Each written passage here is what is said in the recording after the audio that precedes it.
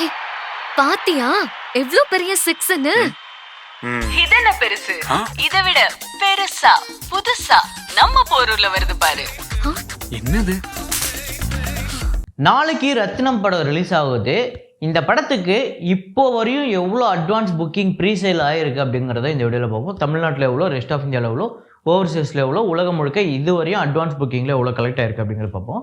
அப்புறம் கில்லி இது வரையும் 5 நாள், நேற்று 5வது நாளுமே ஒரு அருமையான கலெக்ஷன் எடுத்திருக்கு தமிழ்நாட்டில். அது மட்டும் இல்லாமல் உலகம் முழுக்கவே இந்த படம் ஒரு பெரிய வசூல் எடுத்துகிட்டு இருக்கு. ஓவர்சீஸ்லையுமே ஒரு அருமையான கலெக்ஷன் எடுத்துகிட்டு இருக்கு. ஸோ அதையுமே இந்த வீடியோவில் பார்ப்போம். இது இல்லாமல் ஆவேஷம், அப்புறம் வருஷங்களுக்கு சேஷம், ஆடு ஜீவிதம், இந்த படங்களோட வசூல், அப்புறம் ரோமியோ தொடர்ந்து ஒரு சூப்பரான வசூலை எடுத்துக்கிட்டு இருக்கு. ஒரு அருமையான கலெக்ஷன், அது எவ்வளோ அப்படிங்கிறத பார்ப்போம். அப்புறம் ரொம்ப நாளாக நிறைய பேர் கேட்டுட்டு இருந்தது, மலையாளமில் இதுவரையும் வந்ததுலேயே அதிக வசூல் டாப் 10 திரைப்படம் சொல்லுங்கள் அப்படின்னு. ஸோ அதை இந்த வீடியோவில் பார்த்துருவோம். அதுக்கு முன்னாடி நம்ம சேனலை நீங்கள் சப்ஸ்கிரைப் பண்ணலாட்டினா பண்ணிவிடுங்க. பக்கத்தில் இருக்க பெல் ஐக்கான் அப்படியே ப்ரெஸ் பண்ணிவிடுங்க. வாங்க வீடியோக்குள்ளே போகலாம்.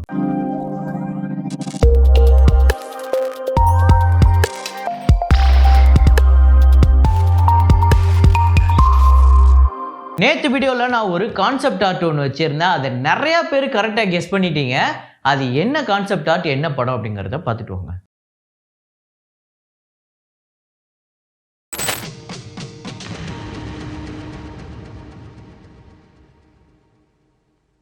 ஆமாங்க, காதலன் தான். நக்மா வீட்டுக்கு போய் நம்ம பிரபுதேவா சார் போயிட்டு என்னைய பார்த்தா டான்ஸ்னால் என்னன்னு கேட்டேன் அப்படின்னு சொல்லிட்டு பரதநாட்டியத்தை உடனே கற்றுக்கிட்டு போயிட்டு அங்கே போயிட்டு அந்த டான்ஸ்லேயே அவங்க முகத்தை வரைஞ்சி ஒரு பொட்டு ஒன்று வைப்பார். ஸோ ஒரு அருமையான காட்சி. அதுக்கப்புறம் அதை தமிழ் படத்தில் கூட ஸ்பூஃப் பண்ணியிருந்தாங்க. நிறைய பேர் தமிழ் படம்னு சொல்லியிருந்தீங்க. ஆனால் ஆக்சுவல் ஆன்சர் காதலன் தான். இதை கரெக்டாக அந்த கான்செப்ட் ஆர்ட்டை புரிஞ்சுக்கிட்டு கரெக்டாக பதில் சொன்ன முதல் 5 பேர் ஜெயராமன் நாகராஜ், கோகுல் கிரிஷ், அப்புறம் ஹுமைத் அப்படிங்கிறவர், Guganraj, KM free fire status அப்படிங்கிற ஒருத்தர். ஸோ இந்த 5 பேர் தான் முதல்ல கரெக்டாக கெஸ் பண்ணியிருக்காங்க. இன்றைக்குமே ஒரு கான்செப்ட் ஆர்ட் தான். பார்த்த உடனே நீங்கள் கண்டுபிடிக்கிற அளவுக்கு ஒரு சூப்பரான அருமையான ஒரு படத்துலேருந்து வச்சுருக்கேன். ஸோ அது என்னன்னு கண்டுபிடிங்க. என்ன படம் அப்படிங்கிறத கமெண்ட்டில் போடுங்க.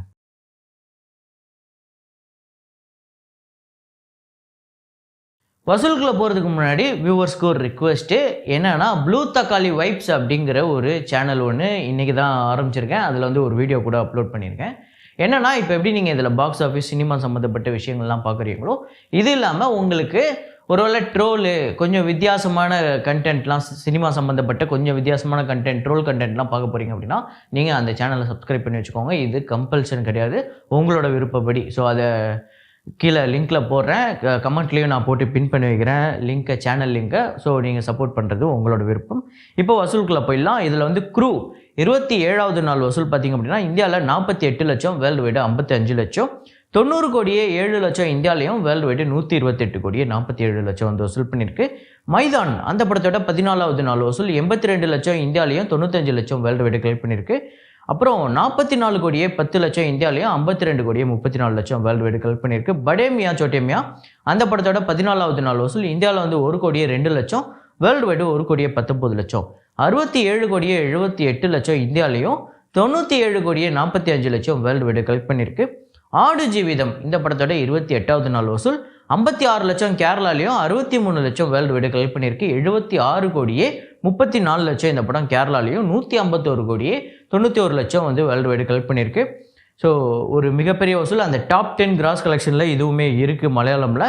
அப்புறம் வருஷங்களுக்கு சேஷம் இதில் டே 14 பார்த்திங்க அப்படின்னா கேரளாவில் 65 லட்சம், இந்தியாவில் 83 லட்சம், ஓவர்சீஸில் 36 லட்சம், வேர்ல்டு வைடு 1 கோடியே 19 லட்சம். அப்புறம் டோட்டலாக கேரளாவில் 27 கோடியே 64 லட்சமும், இந்தியாவில் 36 கோடியே 56 லட்சமும், ஓவர்சீஸில் 32 கோடியே 4 லட்சமும், வேர்ல்டு வைடு 68 கோடியே 60 லட்சம் வசூல் பண்ணியிருக்கு.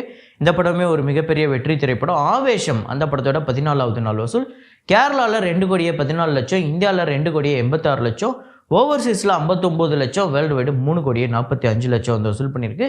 கேரளாவில் 47 கோடியே 35 லட்சமும், இந்தியாவில் 60 கோடியே 9 லட்சமும், ஓவர்சீஸில் 42 கோடியே 51 லட்சம், வேர்ல்டு வைடு 102 கோடியே 60 லட்சம். 14வது நாள் இந்த படம் 102 கோடி 100 கோடிக்கு மேலே வந்து வசூல் பண்ணி மிகப்பெரிய வசூல் சாதனையை படைச்சிருக்கு. அப்புறம் ரோமியோ அந்த படத்தோட 14வது நாள் வசூல் தமிழ்நாட்டில் 35 லட்சம், ஆந்திரா தெலுங்கானாவில் 2 லட்சம், வேர்ல்டு வைடு 40 லட்சம் வந்து வசூல் பண்ணியிருக்கு. ஸோ டோட்டலாக தமிழ்நாட்டில் 11 கோடியே 5 லட்சமும், ஆந்திரா தெலுங்கானாவில் 88 லட்சமும், வேர்ல்டு வைடு 12 கோடியே 73 லட்சம் வந்து வசூல் பண்ணியிருக்கு. உண்மையிலேயே இந்த படம் ஒரு சூப்பரான கலெக்ஷன் தான் எடுத்துக்கிட்டு இருக்கு. ஸோ நம்ம முன்னாடியே சொன்ன மாதிரி இந்த படம் 1 கோடிக்கு மேலே டிஸ்ட்ரிபியூட்டர் ப்ராஃபிட் கொடுத்துருக்கு. அப்புறம் கில்லி அந்த படத்தோட 5வது நாள் கலெக்ஷன் பார்த்திங்க அப்படின்னா தமிழ்நாட்டில் 1 கோடியே 28 லட்சம், ரெஸ்ட் ஆஃப் இந்தியாவில் 13 லட்சம், ஓவர்சீஸில் 23 லட்சம், வேர்ல்டு வைடு 1 கோடியே 64 லட்சம் வந்து வசூல் பண்ணியிருக்கு. அப்புறம் டோட்டலாக தமிழ்நாட்டில் 11 கோடியே 78 லட்சமும், ரெஸ்ட் ஆஃப் இந்தியாவில் 1 கோடியே 27 லட்சம், ஓவர்சீஸில் 4.5 கோடி வந்து வசூல் பண்ணியிருக்கு. வேர்ல்டு வைடு 17 கோடியே 55 லட்சம் இந்த படம் வந்து உலகம் முழுக்க வந்து வசூல் பண்ணியிருக்கு. 5 நாளில் ஒரு ரீரிலீஸ் திரைப்படம். இப்போ ரீசெண்டாக வந்த பெரிய ஹீரோக்களோட படங்கள் கூட டோட்டல் கலெக்ஷன் கூட இவ்வளோ வரல அப்படிங்கிறது தான் உண்மை. ஸோ எனக்கு தெரிஞ்சு இன்றைக்கி 6வது நாள், அப்புறம் இந்த சாட்டர்டே சண்டே கூட ஒரு பெரிய கலெக்ஷன் எடுக்கிறதுக்கு வாய்ப்பு இருக்குதுன்னு நினைக்கிறேன். நீங்கள் என்ன நினைக்கிறீங்க அப்படிங்கிறத கமெண்ட்டில் போடுங்க. அப்புறம் ரத்னம் அந்த படத்தோட டே 1 ப்ரீ சேல் பார்த்திங்க அப்படின்னா தமிழ்நாட்டில் 59 லட்சம் இது வரையும் புக் ஆகிருக்கு. ரெஸ்ட் ஆஃப் இந்தியாவில் 6 லட்சம், ஓவர்சீஸில் 13 லட்சம், டோட்டலாக 78 லட்சம் இப்போதைக்கு புக் ஆகிருக்கு.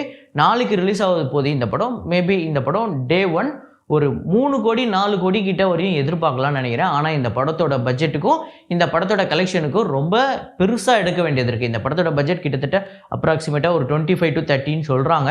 அப்படின்னா டே 1 ஒரு 5 கோடி 6 கோடிக்கு மேலே தமிழ்நாட்டில் மட்டுமே வசூல் பண்ண வேண்டியது இருக்குது. எப்படின்னு பார்ப்போம். ஸோ இப்போதைக்கு 59 லட்சம் தமிழ்நாட்டில் வந்து வசூல் பண்ணியிருக்கு. அப்புறம் டாப் 5 தமிழ்நாடு, அதில் வந்து கில்லி தான் வந்து முதல் இடம், 1 கோடியே 28 லட்சம், ரோமியோ 35 லட்சம், ஆவேஷம் 29 லட்சம், அப்புறம் காட்ஜிலா எக்ஸ் காங் 14 லட்சம், அப்புறம் வருஷங்களுக்கு சேஷம் 4 லட்சம். இதுதான் டாப் 5 தமிழ்நாடு. ஸோ அதுக்கடுத்து தான் மலையாளத்தில் அந்த டாப் 10 ஹையஸ்ட் கிராசர் சொல்கிறேன் அப்படின்னு சொல்லியிருந்தேன். இதில் 10வது இடம் அப்படின்னு பார்த்தீங்கன்னா ஆர்டிஎக்ஸ். இது ஒரு சின்ன படம் தான், ஆனாலுமே பெரிய வசூலை வாரி குவிச்சுது. 83 கோடியே 40 லட்சம் இந்த படம் வந்து வசூல் பண்ணி 10வது இடத்த பிடிச்சிருக்கு. அப்புறம் 9வது இடத்த பிடிச்சிருக்க படம் வந்து ஜீத்து ஜோசப் அவர்களோட இயக்கத்தில் மோகன்லால் அவர்கள் நடித்த ஒரு மிகப்பெரிய பிளாக் பஸ்டர் திரைப்படமாக அமைஞ்ச படம் தான் நேரு. 84 கோடியே 40 லட்சம். அப்புறம் ஒரு ஃபேன் பாய் சம்பவம் அப்படின்னே சொல்லலாம், பீஷ்ம பருவம். எனக்கு தெரிஞ்சு இது ஒரு டிஃப்ரெண்ட்டான ஒரு ஃபீல். ஒரு வேளை நீங்கள் பார்க்கலன்னா பார்த்துருங்க, உண்மையிலே ஒரு வேற ஒரு மாசான ஒரு ஃபீலை கொடுக்கும். 87 கோடி வசூல் பண்ணி 8வது இடத்த பிடிச்சிருக்கு.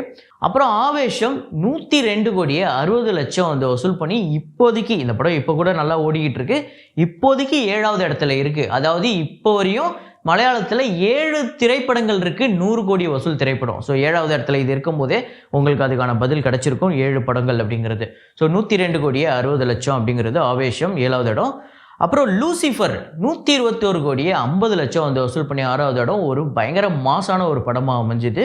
ஸோ எல்லாருக்கோட ஃபேவரட் மூவி அப்படின்னே சொல்லலாம். அப்புறம் புலிமுருகன் 134 கோடி வந்து வசூல் பண்ணி 5வது இடத்த பிடிச்சிருக்கு. ஒரு பயங்கரமான ஆக்ஷன் படம். அதுவும் இல்லாமல் ஸ்டண்ட்டு கொரியோகிராஃபிக்கு இந்த படத்துக்கு நேஷ்னல் அவார்டும் கிடச்சிது. ஸோ எனக்கு தெரிஞ்சு இதுதான் முதல் படம்னு நினைக்கிறேன், எனக்கு தெரிஞ்ச வரையும். மேபி இல்லைன்னா சொல்லிவிடுங்க.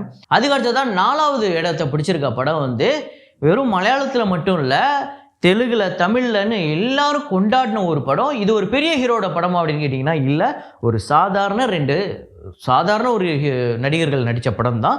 பிரேமலு 136 கோடியே 80 லட்சம் வந்து வசூல் பண்ணியிருக்கு. இந்த படத்தில் வந்த எல்லா கேரக்டருமே மனசில் நின்றுச்சு. ஸோ கூட வந்த ஃப்ரெண்டாக இருக்கட்டும், அந்த ஹீரோயின் கூட இருக்கக்கூடிய பாய் பெஸ்டியாக இருக்கட்டும், எல்லாருமே. அப்புறம் த கோட் லைஃப் 151 கோடியே 91 லட்சம் வந்து வசூல் பண்ணி இந்த லிஸ்ட்டில் 3வது இடத்துல இருக்குது. கோட் லைஃப் ஒரு 16 வருஷ மிகப்பெரிய உழைப்புக்கு, 16 வருஷம் ஒரு மிகப்பெரிய ரைட்டிங்க்கு கிடைச்ச ஒரு மிகப்பெரிய பலன். அதுக்கு அடுத்ததாக போன வருஷம் வந்து உண்மையிலே கேரளாவில் நடந்த அந்த ஃப்ளட்டை வச்சு ஒரு கதை அம்சமாக எடுத்து ஒரு மிகப்பெரிய பிளாக் பஸ்டர் இண்டஸ்ட்ரி டாச்சு போன வருஷம் 175 கோடியே 40 லட்சம் வந்து வசூல் பண்ணியிருந்தது. 2018 அப்படிங்கிற படம் 2018 ஒரு மிகப்பெரிய வசூலை வாரி கூச்சுது. ஸோ அதுக்கு அடுத்ததான் ஃபஸ்ட்டு என்ன அப்படிங்கிறது உங்களுக்கே தெரியும், 238 கோடியே 80 லட்சம் வந்து வசூல் பண்ணி மஞ்சுமல் பாய்ஸ் இதுதான் வந்து இப்போதைக்கு மலையாளமில் ஹையஸ்ட் கிராசர் மூவியாக இருக்குது. அது மட்டும் இல்லாமல் இதுதான் இண்டஸ்ட்ரி ஹிட்டு. ஸோ இதுதான் இப்போதைக்கு இந்த மலையாளமில் டாப் 10 ஹையஸ்ட் கிராசர்.